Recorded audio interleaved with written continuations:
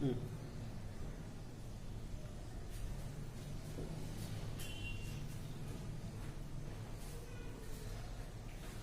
आज हम जो चैप्टर स्टार्ट करेंगे वो है परमाणु साइंस। इस चैप्टर के बारे में जो प्रारंभिक बातें हैं वो हमने कक्षा 9 में साइंस के अंदर पढ़ रखी है। परमाणु की जो सबसे पहले देखिए परमाणु है क्या।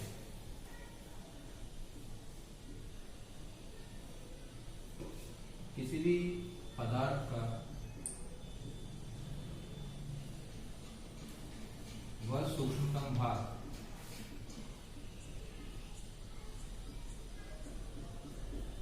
जो अविभाज्य और रासायनिक अभिक्रिया में भाग लेता है।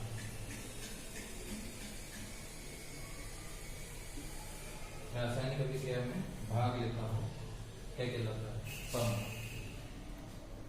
इसकी खोज जॉन डॉल्टन ने की और इसके बारे में कहा जाता है कि चाहे यह स्वतंत्र अवस्था में हो या बंधित अवस्था में, स्थायी रहना परम आवश्यक नहीं। मतलब ये स्वतंत्र भी रह सकता है और बंधित अवस्था में भी रह सकता है, परंतु स्थायी होगा या नहीं ये निर्भर करेगा कि इसके पास 8 इलेक्ट्रॉन उपस्थित हैं या नहीं। अगर इसके बायतम कोश में 8 इलेक्ट्रॉन हैं तो यह चाहे परमाणुीय अवस्था में हो यानी अकेला हो, चाहे 2 परमाणुओं से मिलकर बना हो, फिर भी यह स्थायी रहेगा। यानी बंधित अवस्था में हो चाहे स्वतंत्र अवस्था में हो, स्थायी रहेगा। स्थायी का क्या मतलब है? स्थायी का मतलब ये है कि अगर इसके बायतम कोश में 8 इलेक्ट्रॉन हैं तो ये बिना किसी अन्य परमाणु से जुड़े अकेला भी रह सकता है। लेकिन अगर इसके पास 8 नहीं है, बायतम कोश में 8 इलेक्ट्रॉन नहीं है, तो ये मजबूरन दूसरे परमाणुओं के साथ चाहे साझा करके, चाहे इलेक्ट्रॉनों को ग्रहण करके, चाहे इलेक्ट्रॉनों को दान करके अपने बायतम कोश में 8 इलेक्ट्रॉन करने का प्रयास करता है। तो अब परमाणु के मूलभूत कणों की बात करें।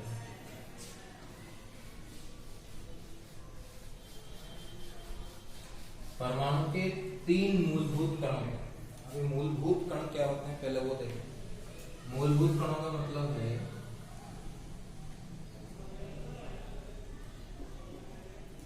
जिनके बिना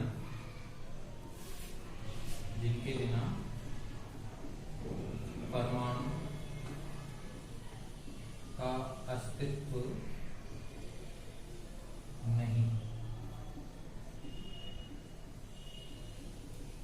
कहने का अर्थ ये है कि मूलभूत कण उस कणों को कहा जाता है जो उस परमाणु के निर्माण में महत्वपूर्ण योगदान देते हैं या जिनके बिना परमाणु के अस्तित्व मतलब एग्जिस्टेंट, मतलब वो वाकई में बना है या नहीं, स्थायी है या नहीं, ये चीज जिन कणों पर निर्भर करती है उन्हें हम क्या कहते हैं? मूलभूत कण कहते हैं। ये मूलभूत कण कितने प्रकार के होते हैं? 3 प्रकार के होते हैं।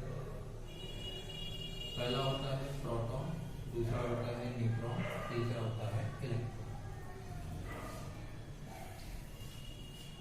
ये धनावेशित होता है, ये ऋणावेशित होता है और इसका कोई आवेश नहीं, निरावेशित। इनके बारे में थोड़ी बहुत जानकारी पहले से ही जानते हैं। आज हम उन्हीं के ऊपर विचार करेंगे। सबसे पहले हम लेते हैं इलेक्ट्रॉन।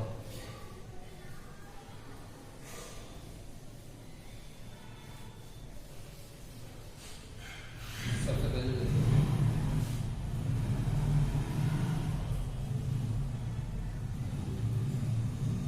इलेक्ट्रॉन। इलेक्ट्रॉन जो है इसकी खोज कैथोड किरणों की खोज के समय है।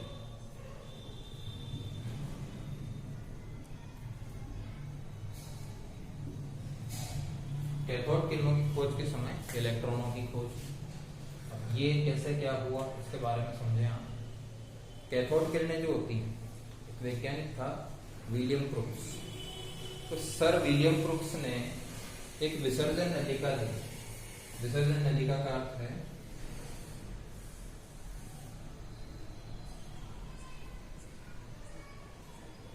ऐसी नलिका जिसके अंदर पदार्थ को एक विसर्जन विभव दिया जा सके।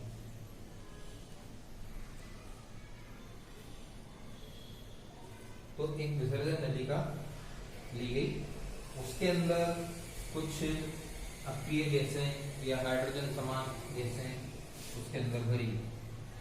विसर्जन नलिका में ये व्यवस्था होती है कि दोनों तरफ से इसमें दरवाजा होता है, मतलब यहाँ से अगर हम निर्वात लगा दें तो एक तरफ से पूरी गैस को बाहर निकाला जा सकता है और दूसरी तरफ से गैस को वापस अंदर भरा जा सकता है। तो ऐसी एक विसर्जन नलिका लेकर के उसके अंदर एक अक्रिय गैस भरी, अक्रिय गैस भर के ये परिवर्तनशील बैटरी है, इस बैटरी से वोल्टेज को बढ़ा और घटा सकते हैं। इससे लगभग 10,000 वोल्ट का झटका मारा। तो जैसे 10,000 वोल्ट के लगभग का झटका मारा तो इन्होंने देखा कि कैथोड से एनोड की तरफ, कैथोड मतलब ऋणावेशित जो इलेक्ट्रोड था उससे धनावेशित इलेक्ट्रोड की तरफ कुछ प्रकाश किरणें जाती हुई नजर आई। चूंकि ये जो किरणें थी ये कैथोड से प्रारंभ हो रही, इसलिए इन किरणों को प्रारंभ में कैथोड किरण का नाम दिया गया। इन पर खोज करने के लिए वैज्ञानिकों ने सबसे पहले एक तरफ धनावेशित प्लेट और एक तरफ ऋणावेशित प्लेट लगे, तो ये किरणें ऑटोमेटिक धनावेशित प्लेट की तरफ घूम गई। इससे निष्कर्ष निकला कि जो कैथोड किरणें हैं ये किरणें स्वयं या जिन परमाणु या जिन कणों से ये किरणें बनी हैं वो कण स्वयं ऋणावेशित, इसीलिए वो किरणें ऊपर की तरफ घूम गई। फिर दूसरी चीज, इसके मार्ग में एक यांत्रिक पेडल रखा गया, जैसे साइकिल का पेडल होता है उस तरह से एक यांत्रिक पेडल रखा गया। वो जो यांत्रिक पेडल था उसकी परछाई इधर की तरफ बनी दीवारों पर, तो परछाई बनी तो ये देखा गया कि ये जो किरणें हैं प्रकाश किरणों के समान, ये जो किरणें हैं ये प्रकाश किरणों के समान। फिर दूसरी चीज ये देखी गई कि जब ये आकर के लगातार इस पर टकराने लगी तो ये धीरे धीरे धीरे धीरे घूमना प्रारंभ हो गया। जब ये घूमना प्रारंभ हुआ तो ये देखा गया, ये माना गया कि जो किरणें हैं सिर्फ प्रकाश किरणें नहीं है बल्कि ये किसी कण से भी मिलकर के बनी हुई, केवल प्रकाश किरणें नहीं है, किसी कण से भी मिलकर के बनी हुई। तो इस प्रकार से इसके बारे में 3 निष्कर्ष निकाले गए। पहला, ये ऋणावेशित है। दूसरा, ये प्रकाश किरणों के समान है। और तीसरा, ये किसी पदार्थ या कण से मिलकर बनी हुई। इस प्रकार ये 3 महत्वपूर्ण निष्कर्ष निकाले गए। फिर वैज्ञानिकों ने ये देखा कि ये जो कण थे ये कण ऋणावेशित थे, और दूसरा एक वैज्ञानिक था J.S. स्टोन, उसने ये बताया ये जो कण हैं ये ऋणावेशित हैं और इनका कोई न कोई निश्चित द्रव्यमान पाया जाता है, कोई न कोई निश्चित द्रव्यमान इनका पाया जाता है। उसने इन द्रव्य कणों को इलेक्ट्रॉन का नाम दिया। किसने नाम दिया? J.S. स्टोनी ने। क्या नाम दिया? इलेक्ट्रॉन। ये सारा जो प्रयोग था ये J.J. थॉमसन के अंडर में हुआ, इसलिए इलेक्ट्रॉन की जो खोज का श्रेय जाता है वो वैज्ञानिक J.J. थॉमसन को जाता है। कैथोड किरणों की जो खोज है उसका श्रेय विलियम क्रूक्स को जाता है।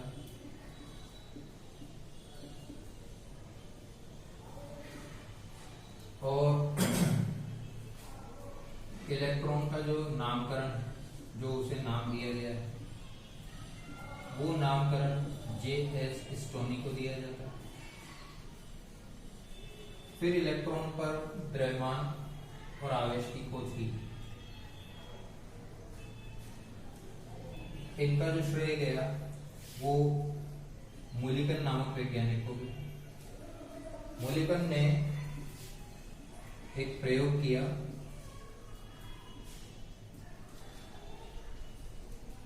तेल बूंद प्रयोग। इस तेल बूंद प्रयोग में क्या होता था कि एक कंटेनर लिया जाता था जिसके ऊपर भी एक प्लेट होती थी, नीचे भी एक प्लेट होती थी। ऊपरी प्लेट में एक महीन छिद्र हुआ करता था, उस छिद्र के ऊपर से तेल की फुहार मारी जाती थी। फुहार मारने पर धीरे धीरे उस तेल उस क्षेत्र में से वो बूंदें एकत्र होकर एक बड़ी बूंद का निर्माण करती थी।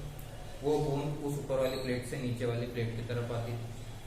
जब वो बूंद ऊपर वाली प्लेट से नीचे वाली प्लेट की तरफ आती थी तो दो इलेक्ट्रोडों के माध्यम से उस कंटेनर में भरी हुई हवा को आयनित किया जाता था।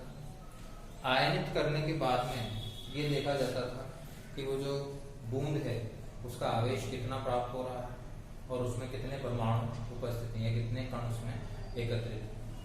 ये ज्ञात करने के लिए एक माइक्रोमीटर लिया जाता था। माइक्रोमीटर युक्त जो हमारे पास दूरबीन हुआ करती थी उसका प्रयोग करते थे। उससे पदार्थ की जो साइज होती है वो साइज देख करके ये पता कर लिया जाता है कि उसके अंदर कितने कण व कितना उसका द्रव्यमान है और कितना उसका आवेश है। ये एक मोटा अंदाजा उसका प्राप्त हो जाता है। तो उस आधार पर यह देखा गया कि नीचे प्लेट पर कितनी बूंदें गिरी हैं, उसका द्रव्यमान कितना है, जितना द्रव्य एकत्र हुआ है उसका द्रव्यमान और कुल आवेश कितना है, उसके अंदर उन कणों का भाग देने पर एक कण का आवेश प्राप्त हो। इस प्रकार से मूल्यांकन ने तेल बूंद प्रयोग के द्वारा इलेक्ट्रॉन का आवेश ज्ञात। जो आवेश इन्होंने ज्ञात किया उस आवेश का मान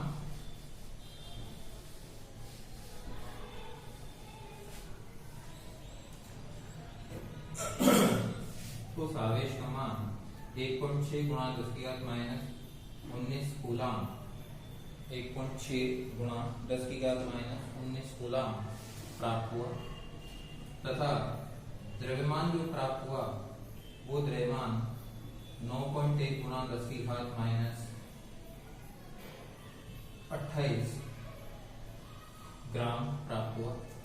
इसे हम किलोग्राम और क्विंटल में बदल सकते हैं। 9.1 गुणा 10⁻³ बढ़ा दो 31, तो ये ग्राम की जगह हो जाएगा केजी। 2 और बढ़ा दें हो जाएगा क्विंटल। इसे एमयू में भी ज्ञात किया गया और इसकी तुलना जब हाइड्रोजन से की गई तो देखा गया कि हाइड्रोजन परमाणु इसका जो भार था वो हाइड्रोजन परमाणु के भार का 1/1837वां भाग प्राप्त हुआ। तो इस प्रकार से ये सारा डाटा इलेक्ट्रॉन के बारे में ज्ञात हुआ। अगला हम देखेंगे प्रोटॉन।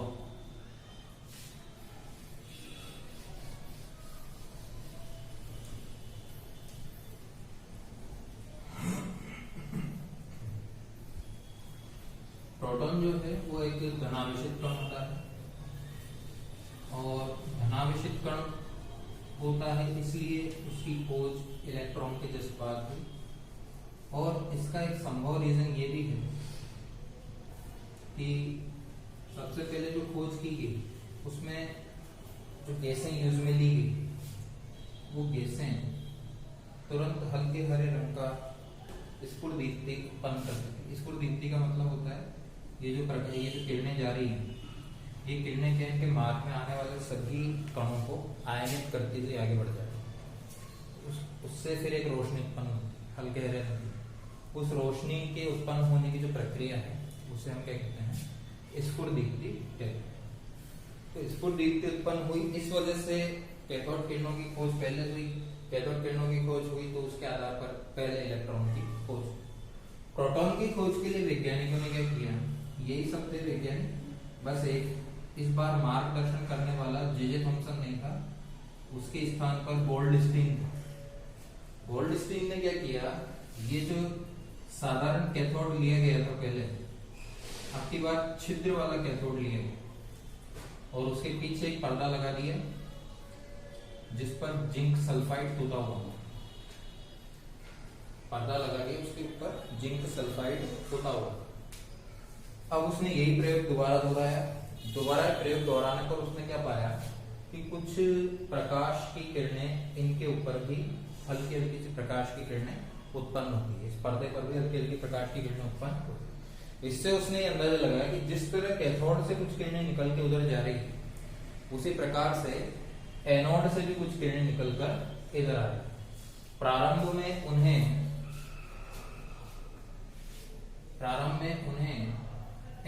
किरणों के नाम से पुकारा गया। के नाम से पुकारा गया, एनोड किरणों के नाम से पुकारा गया, क्योंकि वो जो किरणें थी वो कहाँ से निकल करके आ रही थी, एनोड से, इसलिए क्या नाम दिया गया, एनोड किरण। उन पर वही सारे प्रयोग दोहराए गए, तो उनमें भी द्रव्यमान निकला, वही प्रकाश की किरणें थी, उनमें भी कोई ना कोई पदार्थ उपस्थित था। तीनों निर्णय उनके बारे में भी लिए गए, और धनावेशित थी इसलिए वो ऋणावेशित वेग की तरफ घूम गए। फिर ये देखा गया कि जो ये किरणें हैं ये भी स्फुट दीप्ति और वो प्रतिदीप्ति उत्पन्न करती है। प्रतिदीप्ति मतलब किसी पर्दे पर टकराती है तो वहां रोशनी उत्पन्न करती है, और स्फुट दीप्ति मतलब मार्ग में जा रही है तो जितने भी अन्य कणों से टकराएगी उन सबको आवेशित करके वहां पर एक प्रकाश पुंज उत्पन्न करे। तो वहां ये देखा गया कि ये स्फुट दीप्ति और प्रतिदीप्ति ये भी उत्पन्न कर रही है। फिर इनका द्रव्यमान, इनसे जो कण मिलकर, जिन कणों से मिलकर ये बनी हुई उन कणों को नाम दिया गया प्रोटॉन। इसमें लगभग सभी चीजों की खोज गोल्डस्टीन ने की, तो नामकरण का श्रेय किसी को जाता है, तो उसको नाम दिया गया प्रोटॉन। प्रोटॉन इसलिए नाम दिया गया क्योंकि P से स्टार्ट होता है, P से पॉजिटिव होता है, और इसका जो चार्ज होता है वो पॉजिटिव होता है। आवेश जो था वो धनावेशित था, इसलिए इसको क्या नाम दिया गया, प्रोटॉन। फिर इसका जो द्रव्यमान निकला गया वो द्रव्यमान था 1.672 गुणा 10 की घात -24 ग्राम। फिर 3 बढ़ा दोगे तो किलोग्राम, 2 बढ़ा दोगे तो क्विंटल। और आवेश जो खोजा गया, आवेश था 1.6 गुणा 10 की घात -19 कूलम, लेकिन ये आवेश था धनावेश, और इलेक्ट्रॉन का आवेश था ऋणावेश। इसके बाद अगले नंबर पर न्यूट्रॉन की खोज।